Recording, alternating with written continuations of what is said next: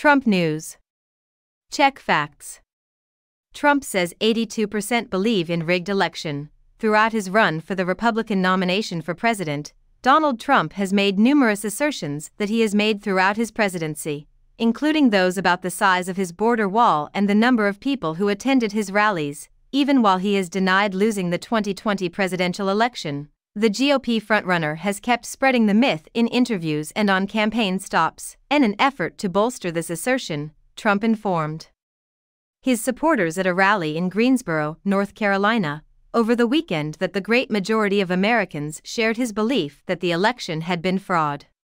"What occurred in that last election is a disgrace, and we're not going to let it happen again," ex-President Trump declared at a rally in Greensboro, North Carolina, on Saturday. By the way, 82% of the population knows that the election was rigged, okay? Have you ever noticed that they target those who try to uncover the cheating? A nation cannot exist with such a thing. Another survey came out with an 82% approval rating, but instead of going after the folks who rigged the election, they're going after the people who are looking for them. They target certain individuals.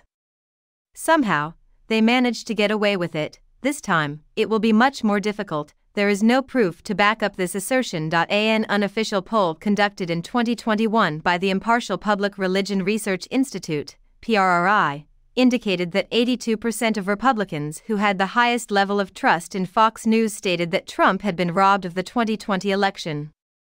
This is the most pertinent proof to yet. Moreover, 31% of all Americans polled, regardless of party affiliation, agreed or strongly agreed that Trump was stolen the 2020 presidential election. Similarly, in a December 2020 CBS News/YouGov survey, 82% of Trump supporters claimed that Joe Biden was not the rightful winner of the election. The PPRI survey was carried out in September 2021, which was nearly 1 year prior to the House January 6 committee report's publication and nearly 2 years prior to the indictments that were brought against Trump and others by Special Counsel Jack Smith and Fulton County District Attorney Fani Willis for efforts to reverse the 2020 presidential election results. Recent research from December 2023, involving 1,024 adults and published in January by The Washington Post and the University of Maryland, found that 69% of those who said they got their news from Fox News agreed that the 2020 election had substantial evidence of widespread voter fraud. The survey took place from December 14 to 18, and the sample size was relatively small.